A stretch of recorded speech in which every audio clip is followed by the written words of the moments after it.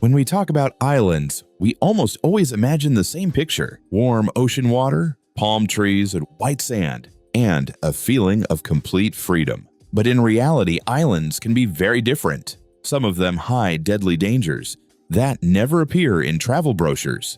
In this episode, you will see the most dangerous islands on Earth. Off the coast of Brazil lies a tiny island called Queimada Grande.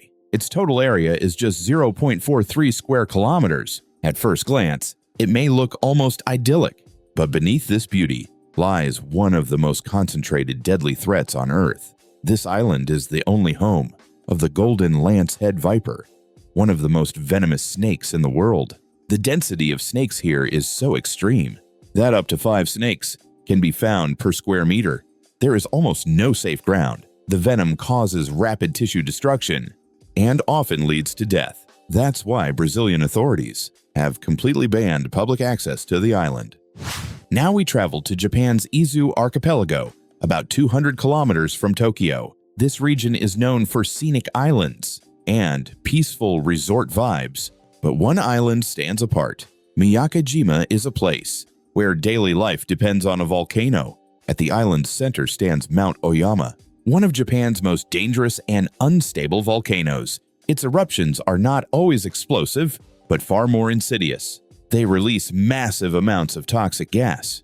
In the year 2000, one of the most serious eruptions occurred. For several days, the volcano released between 10,000 and 20,000 tons of sulfur dioxide into the air every single day. The air became lethal. Authorities made a drastic decision. The entire island was evacuated. Residents were allowed to return only 4.5 years later. Even today, life here remains unusual. When toxic gas levels rise, warning sirens sound across the island. Hearing the alarm, people put on gas masks and continue their daily routines, going to work, school, or home. Miyakejima is one of the few places on Earth where humans have learned to live side by side with constant danger. Ramri Island lies off the coast of modern-day Myanmar. At first glance, it looks unremarkable. Flat terrain, dense mangrove swamps, a hot, humid climate. But here, one of the most horrifying tragedies of the 20th century took place, where the enemy was not an army, but nature itself. In early 1945, during the final months of World War II, Japanese forces clashed with Allied troops, including British and Indian units. After fierce fighting, the Japanese army was surrounded. Their only possible escape route led through vast mangrove swamps. This landscape was a nightmare. Thick mud, suffocating humidity, swarms of mosquitoes, poisonous scorpions, and worst of all, saltwater crocodiles, the largest reptiles alive today. Out of roughly 1,250 Japanese soldiers, only about 500 managed to escape. Saltwater crocodiles can grow over 5 meters long and weigh more than a ton.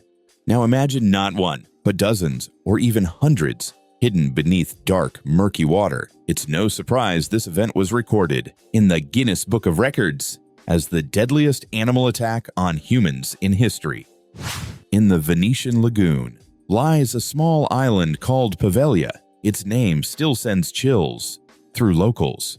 During plague outbreaks in southern Europe, infected people and anyone who had contact with them were sent here. For many, it was a one-way journey. Over time, the island became a massive mass grave.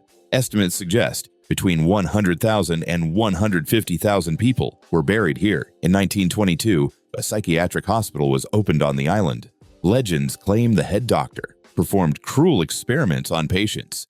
There is no official proof, but the island's reputation only grew darker. The hospital closed in 1968, and the island was abandoned. Today, Poveglia is considered one of the most haunted places in Europe. Local fishermen avoid it entirely. Many believe its tragic history inspired the novel Shutter Island, later adapted into a famous film. Now let's move to Europe, to the cold waters off the coast of Scotland. Here lies a small island called Greenard.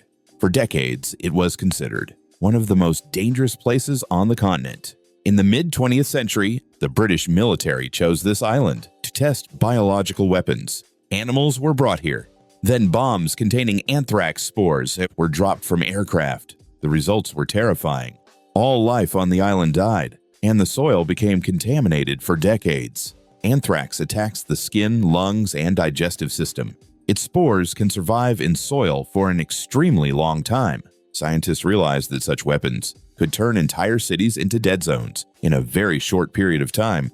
Only many years later was a massive decontamination operation carried out. Even today, Grunard Island remains closed to the public. Its history is a chilling reminder of how dangerous human experiments can be.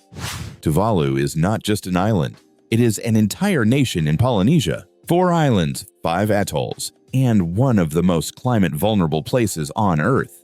Here, danger doesn't strike suddenly. It arrives slowly and relentlessly. Sea levels continue to rise. Saltwater floods the land more often. There are no rivers. Fresh water comes almost entirely from rain.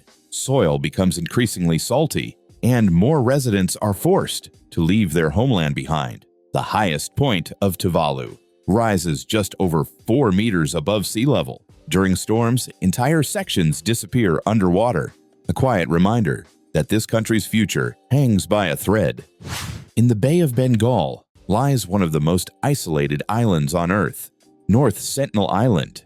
It is almost completely cut off from modern civilization. Here lives the Sentinelese tribe, people who reject all outside contact. Any attempt to approach the island is met with immediate aggression. Intruders are greeted with arrows and spears. Long before reaching shore, scientists estimate the population is around 400 people. After the devastating 2004 tsunami, Indian authorities permanently banned contact, not only to protect outsiders, but to protect the Sentinelese themselves, who have no immunity to modern diseases. Across the world, some islands resemble animals or objects. One example is Crocodile Island in the Philippines. From the right angle, it truly looks like a giant reptile, frozen in the ocean. It's a popular destination for diving and snorkeling. The surrounding waters are full of life: corals, exotic fish, eels, and starfish. At first glance, it seems like paradise. But danger lurks beneath the surface.